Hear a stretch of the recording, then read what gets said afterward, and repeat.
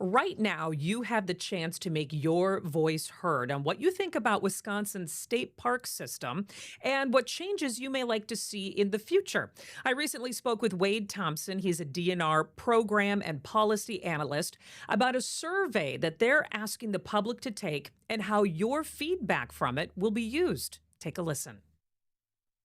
The state park system is updating our strategic plan. That's a 10-year plan.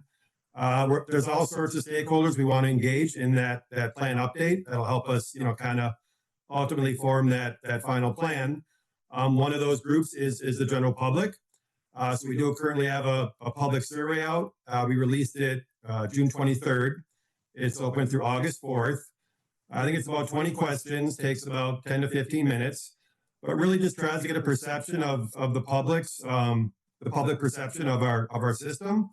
It asks all sorts of questions, some more detailed than others. But yeah, we're really looking forward to public feedback. And if people do want to take that survey, it is available at our state park website. It's pretty easy to find on that website. So, Is there a main theme with this survey? I did take a quick peek. I know internet access, electricity utilization were some of the themes, but is there something you really want to hone in on through the survey? yeah, I think generally we want to get a perception of the public's view of our system, whether it's related to our what I'll call our rec attractions, the things that bring people to our parks, our trails, our beaches, our lakes. But also, the ecosystem, the environment. How do people feel about our management of the ecosystem? And then also our support facilities, things like bathrooms and showers and those sorts of things. What do people feel about those as well in terms of the condition they're in? And then to your earlier point, yeah, I think we really want to understand why people come to our properties. What are they doing there? Is it camping? Is it hiking? Is it biking? Is it something else? So we can make sure that our properties, offer those experiences that people want. And then to your other point, I think we also want to be innovative and modernize. I think as a society, we're certainly becoming more plugged in. And I know people like to get away, come to our parks to maybe unplug, but there are certain things that make sense for us to have at our properties in terms of those, plug-in type amenities. So yeah, we are exploring people's interest in more electric campsites, potentially internet, at our properties.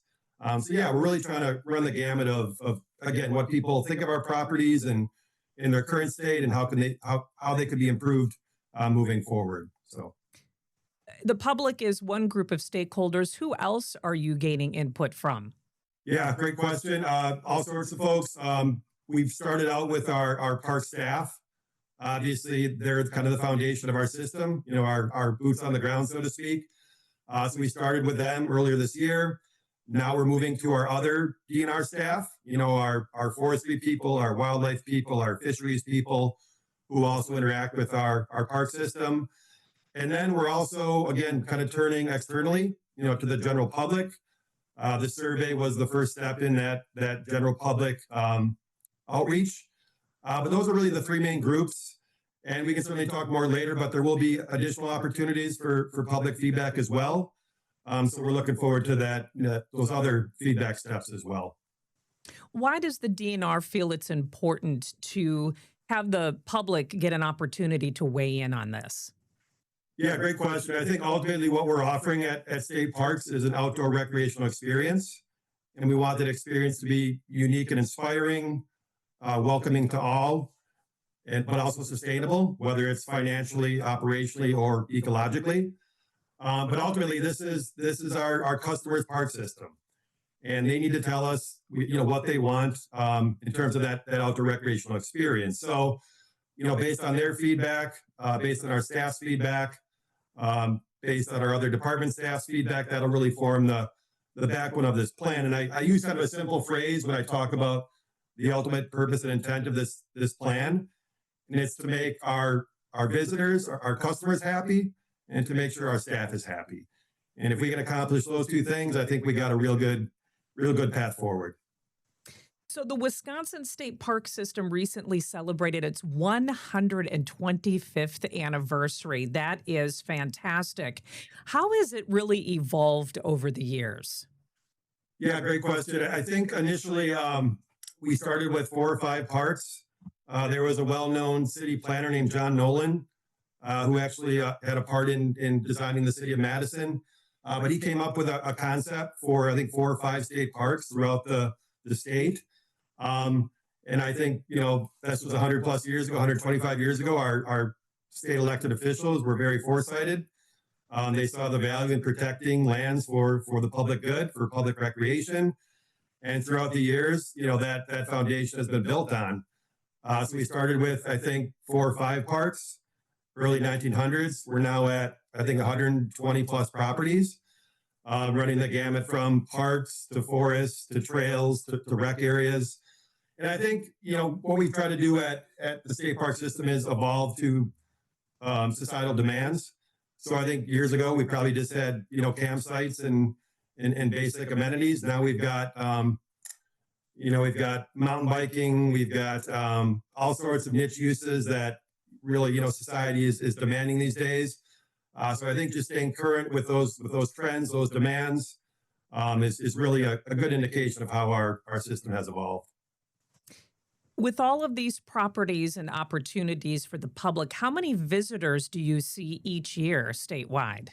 Yeah, so our current estimates are at about 20 million per year, which is a big number. I do want to point out, as we do want to improve that process. That's actually another project I'm working on, is to make sure we have really solid numbers. So I think, having those solid numbers really helps us kind of paint the picture of funding needed to, again, address those visitor numbers. But our current estimates are around 20 million per year. And again, I think, after COVID or during COVID, we really saw a spike, in our use. And again, I think people are really, in this day and age, wanting to get outdoors and have that connection with our outdoor environment via our state parks. So you talk about 20 million visitors. How much revenue is generated through all those visits? Yep, and I don't have the most recent estimates, but I think a couple of years ago we were looking at about 40 million per year. So that's, certainly a lot. It sounds like a lot of money, but to keep our system running, we're always looking for other funding sources. And I do want to point out to your viewers that we are what's called a self-funded program, meaning, generally speaking, our revenues are our operating budget. So we don't get a set aside, state tax dollar allotment. We essentially run off, what we produce through our revenue. Coming up, part 2 of my conversation with Wade. He shares some little known facts about the state park system, which may surprise you. That's right after the break. Welcome back. Before the break, we learned how you can give your input to shape the 10-year action plan for the Wisconsin State Park System. Now, Wade Thompson shares if a new park could be added to the system. Plus, he gives us some tidbits you maybe didn't know about the system. Wade, you have been so passionate about the park system for many years now, and you know things that the rest of us don't. What are some little known facts about our state park system that you'd like to share with people that might make them go, oh my gosh, I had no idea? Yeah, I think I have maybe 2 little facts. The first fact was I talked earlier about the kind of origins of our system. But before those 5 parks came on board, there was actually a proposal for northern Wisconsin, a big chunk of former timberland, to be the first state park. And I think it's probably in the current location of the Northern Highland American Legion State Forest up near Minocqua Woodruff area. But that was a proposal. It was, kind of a huge park, mainly forested, lots of lakes. And I don't know the history of why it didn't become a park, but that park never came to fruition. But luckily, we still do have the state forest I just mentioned up there as a similar amenity.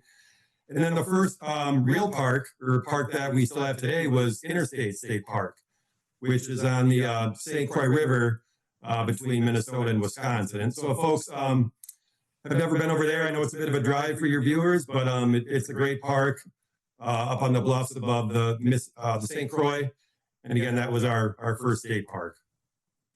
Interesting. What's the likelihood of another state park actually being built, if you will? Yeah, that's a good question. I think ultimately we want to make sure we can manage what we currently have. I talked earlier about our revenues and our those sorts of things. I think we're at a point now where we really need to think about managing what we have and making sure that provides for the best experience, for our visitors. Certainly, as demand increases, we need to explore opportunities for new parks or park expansion. But to my knowledge, we don't currently have anything on the books, for a new park. I do believe that Governor Thompson, probably in your viewing area as well, up towards Crivets, was I think our most recent full state park. And I think we kind of saw the lack of parks in that area, and that was developed maybe 20 or 30 years ago. But as of now, we're looking to really maintain and improve what we currently have. I've been to that park, by the way, and it's absolutely gorgeous. If people haven't been there, I highly encourage them to visit. Yeah. How much does a park pass run for people on average? I believe the vehicle annual pass, I believe it's $28. It's somewhere between 20 and 30. I did just buy one recently, but that exact number slips my mind. But I think it's between 20 and $30. Which park is your favorite? I knew you were going to ask that, and I will say Addison State Park. Actually, they're all great. I'll start it with there, but if I had to pick one, I would say Pattison State Park, which is in the northwest part of the state, up by the city of Superior. And it's got, I think, the biggest waterfall in the Midwest, the Great Manitou Falls, I believe it's called. And just, it's got that real true Northwoods experience with waterfalls and that sort of thing. So that's a really nice park. Great. Thank you for the suggestion. I'm going to add that to the list for sure. Before we wrap up here, any last thoughts that you'd like to share with our viewers? Again, we really want to encourage the public to be part of this planning process. The survey is the first opportunity for that. So we encourage folks to fill out that survey and tell us what they think of our state park system. And then we have not yet determined dates on this, but I think at some point, hopefully before the end of the year, we'll have a planned draft put together. And again, that draft will be based on all the feedback that we've heard throughout this process. And at some point, we will be presenting that draft plan to the public, probably remotely. But that would be another opportunity for folks to chime in on the plan before it gets ultimately approved and finalized. Fantastic. Well, thank you very much, Wade. This is all great information. We'll put a link to that survey on our website, wearegreenbay.com, so our viewers here in Northeast Wisconsin can find it quickly and easily. So thank you so much, Wade, and I hope you get all the feedback that you're looking for.